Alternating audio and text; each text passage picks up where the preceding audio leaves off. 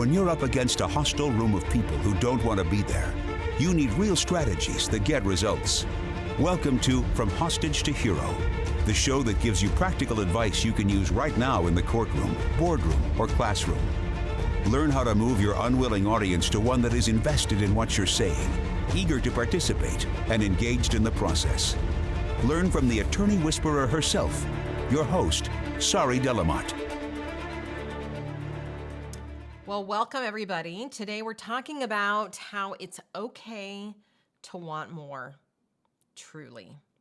You know, when I was going to sit down and podcast, I asked my coaches in the H2H crew, hey, what should I podcast on this week? And it was a very interesting discussion because many of them came and posted and said, you know what, you need to post on this concept of it's okay to want more. And I thought, well, what does that mean? It's okay to want more. And one of our coaches said, it's a theme with my clients, I'm reading this, and where we feel like we should just be okay with being attorneys only. Like her clients want to do more, but they feel guilty at not being content with what they have. And like on paper, being a lawyer is good. The salary is good. You have this credibility and all these things. You should all be happy and stop trying to change the status quo. And yet we want more and we feel guilty about it. So I want to talk about that today, about how it's okay to want more. And again, remind you, if you don't remember, that the scariest question that any of us coaches could ask you and have asked our clients many times is, what's your dream? Because the minute that we ask that question, a couple of things happen. I mean, two things happen when we coaches get all up in your beeswax about talking about dreams and shit, right? One, and the reason why it's scary is you're like, I can't have that, right? Because of X and Y and Z. Like that's not even possible. So why would you even ask me that? I think that's a big one. And the second one is, because then we don't let you stay there. We're like, of course you can have that. You can have whatever you want. What are you going to do with this big, beautiful life, right? Is, oh my God, maybe I can have that. And then welcome the saboteur. Because the minute you're like, well, maybe I can, shit's got to change. And that's really the issue. It's not so much that you really think you can't have it. I mean, I think that's kind of like the scab that covers the wound. Gross. I'm gonna barf. But you know what I mean? It's like the covering. It's like, well, I can't have that. So we then next, right? Oh, it'd be nice if I could do this, but I can't. So next, we never go deeper. But when we go deeper into the wound, oh, okay, I'm grossing myself out. But when we go deeper, now we find that what we're really scared of is not that we can't have it, but that we can. And what the hell does that mean? So there are a couple of messages that I was talking to my coaches about and thinking on my own before I started podcasting today that we have that kind of show up once we are willing to then go deeper into this and think about it. Like, okay, what would it really look like if I really went after this? If I really went and I lived the dream that my coach thinks I can have, that Sari keeps telling me I can have, what would that mean? So one of the things that comes up for me, my clients, and for the clients of the coaches that were helping me out with this podcast idea was, well, my dream requires help. And immediately behind that thought is, but you have to do it alone. Like, it's these two competing things. It's like, I know that to do this thing and to have this life and to make this huge leap is going to require that I not do it alone. You hear me talk about it all the time. I'm going to change the way laws practice. I'm doing it. It's happening actually right now. We are literally changing not just how lawyers across America are living their day-to-day lives. I mean, so many of you are telling me, I don't work weekends anymore. I leave the office at 5. I take Friday afternoons off. I have more hobbies. I have more things that I love to do, right? So we're not only doing that, but we're changing the way voir dire is practiced or done in a lot of states, or even if you can have voir dire. We're pushing the envelope. We're making change. I can't do that by myself. So lots of dreams, most dreams require help, require that you band together with other people. And yet there's this huge message out there, particularly with lawyers, but I think across the board, that asking for help is not a cool thing to do, that you should be able to do it alone, that it doesn't mean as much if you don't do it alone, and all of the things. And I'm here to tell you that you can't do it alone. I mean, you probably could do a lot of things alone. I guess what I'm saying is you don't have to do it alone. If anything, the H2H crew has shown me, and I'm telling you, that crew, I like credit them with getting through cancer. They were there for me. If you're listening to this and you're my crew, I love you. You know who you are.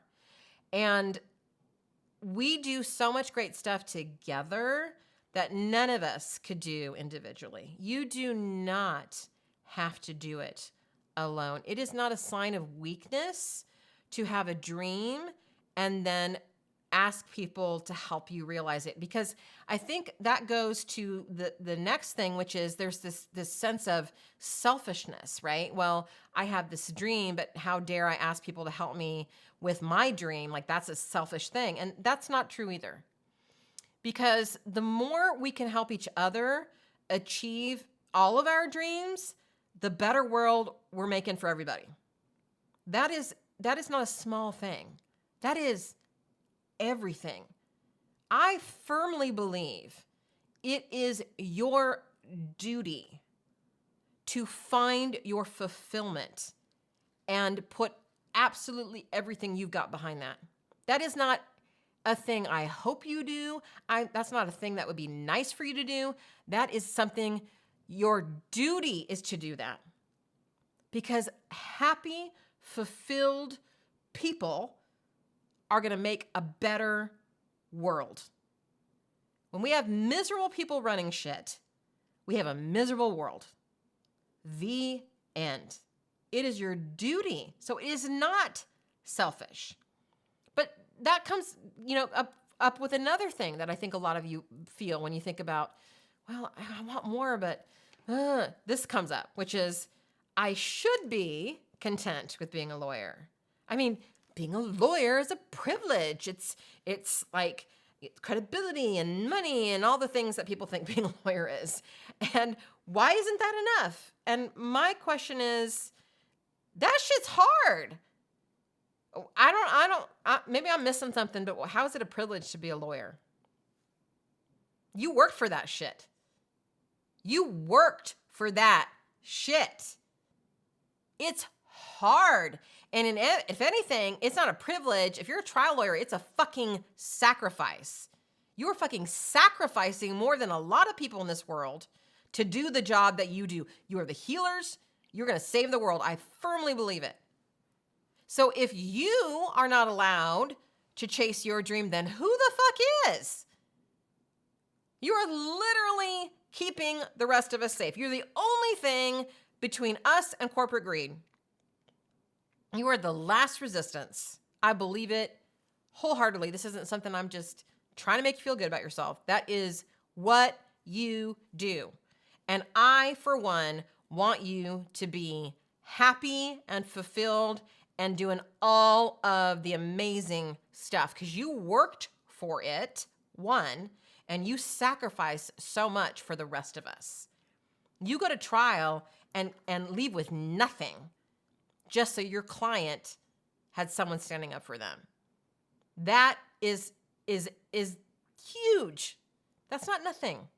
That's not nothing. You deserve to be happy. Because here's the thing, is it doesn't matter whether you should be happy or not. The question is, and I always like to use fulfillment versus than happiness, because not everybody can be happy all the time. It's about fulfillment. Is, are you? That's the only thing that matters. Not whether you should be or shouldn't be. My question is, are you? If the answer is no, then let's fix that.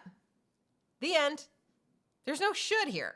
It's either you are or you aren't. And if you aren't, then let's fix it. Let's get in there and let's help you live a meaningful, amazing life. Because what the fuck else are we here to do? Oh my God, it is not to have a soul-sucking job that you hate. I mean, maybe you're thinking, like, who am I to change the world? Like, so many of you have dreams to, like, take down the corporations or, run for office or, leave legacies or, God damn it, make a shit ton of money. Ain't nothing wrong with that. Or, gasp, leave the profession. And you're thinking, who am I to think these things? Well, who else would be thinking these things? You get to have whatever you want. Let me say it again. You get to have whatever the fuck you want. The fact that you have a law degree and are a lawyer means you are more capable of having what you want, not less. And yet you are viewing it as some sort of handcuff, right? Well, now I'm in this job. And I think a big part of this is, well, being a lawyer means X. It means working 80 hours a week. It means doing stuff I hate to do. It means all the soul-sucking work. No, it doesn't. I can tell you that right now. There are people in H2H that are refusing to do that. And again, changing what it means to be a lawyer.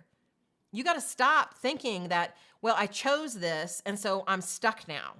You can leave. You can do other things. You can do additional things. You can do all kinds of things. Just because you went to law school and became a lawyer and somebody out there says, well, this is what it is. You got to pay your dues. It's like this for 20 years and then it'll pay off later. You don't need to believe any of that shit. If you're not happy or fulfilled now, that's what we want to work on. That is your goddamn motherfucking birthright, is to be happy and fulfilled in this world. That doesn't mean that everything is going to be great all the time. But as I always say, life is 50-50. 50% of the time, it's going to be shit, and 50% of the time, it's not. Why would I make the 50% of the time that it's not shitty on purpose when other stuff is going to just happen, like cancer and people dying and all the other things? I'm going to make sure the 50% that I can control, I am going to make good.